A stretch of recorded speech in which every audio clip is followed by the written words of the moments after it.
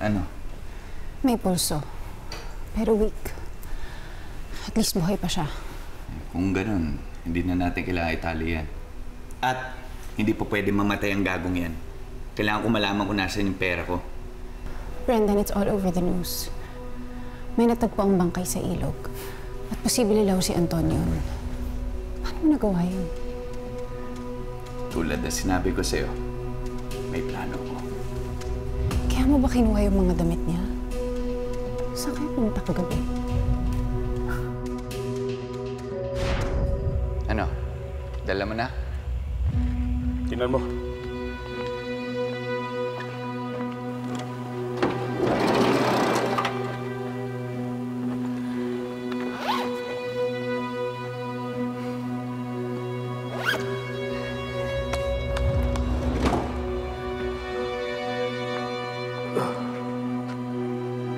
Saan mo nakuha yung mga yan?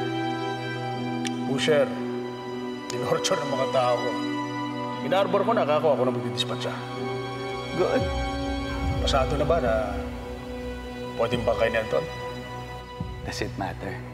Susunugin ko lang yung mga yan. Yung sa'yo, dala mo ba? Oh. Isuot mo na lang yan doon sa mga bangkay. Nandiyan na rin yung wedding ring ni Anton. Hindi ito yung tinutukoy ko. Yung pera! Huwag ka mag-alala. Nasa sasakyan ko. At sa oras na makuha ko iba, dadagdagan ko yung bayad ko sa'yo. Basta, siguraduhin mo lang mag-dispatch mo ito ng maayos. Sige, walang problema. Kopo ko na to. At nagawaan ko na rin ang paraan yung report galing sa site. Palalabasin natin na nahanap na natin yung bangkay. Pero sunog na sunog. Kaya gustong-gusto kita eh. Sige, magkita na lang tayo sa kabilang kanto. Doon ko iabot yung bayan.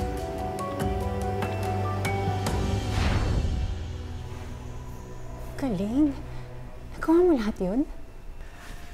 Well, tulad na sinabi ko sa'yo, kailangan ko lang gawin, palabasin na patay niya si Anton. Sa ganung paraan lang tayo mabubuhay ng tahimik. At malaya na rin natin magagawa kahit anong gusto natin dyan. Total, patay na rin tingin sa kanya ng mga tao.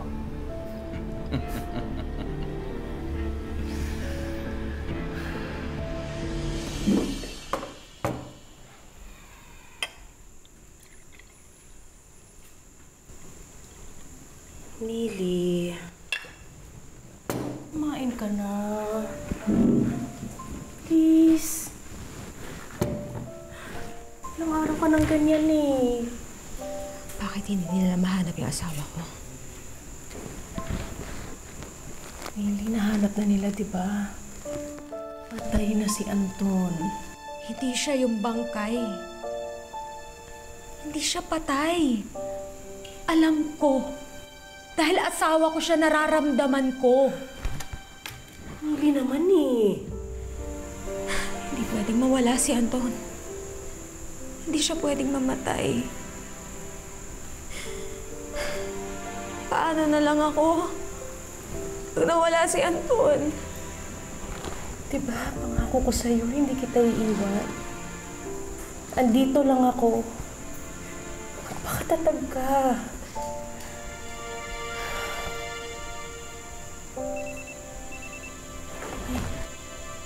Tumatawag si Agent Ramon.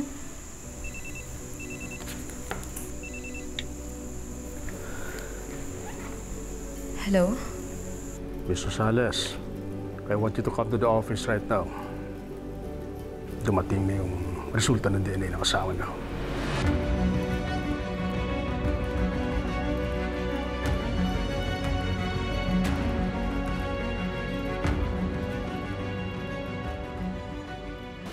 Kinakabahan ako, Glenn.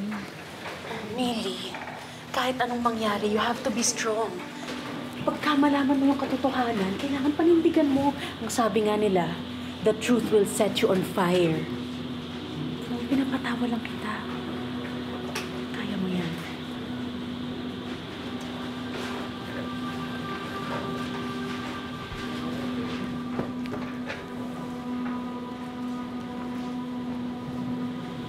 Sana nakikita mo kung paano mo kami sinasaktan ngayon.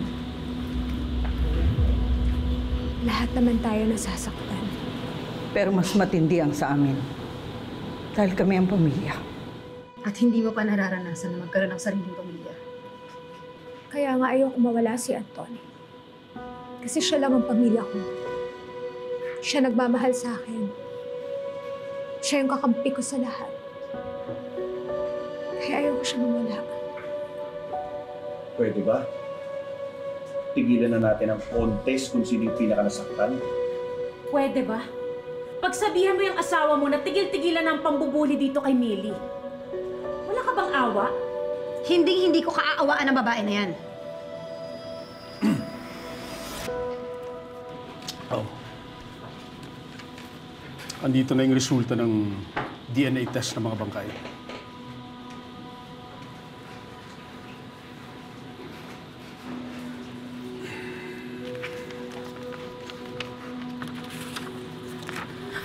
Anong sabi?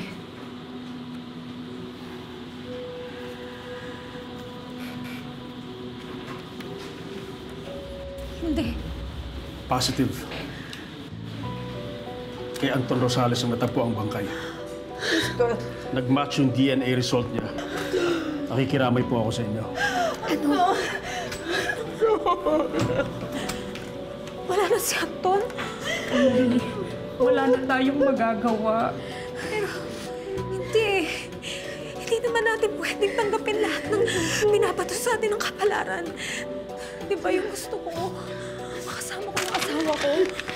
Yung gusto ko yung makita ko siya uli. Pero bakit? Bakit ganito? Bakit? Nawalan ako ng kapatid dahil sa'yo! Ah!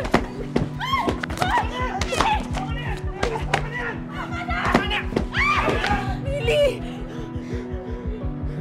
Ano ba? Bakit pa sinisisi niyo lahat kay Millie? Hindi naman ito ginusto ah! Ano ka sa pera? Pinili kayo kapatid ko. Sumali sa scam kaya nagkadala yung silensi yung pamilya namin. Salot na talaga ito. Tama na! Tigil na yan! Tama na! Tama! Ma? Ma! Ito,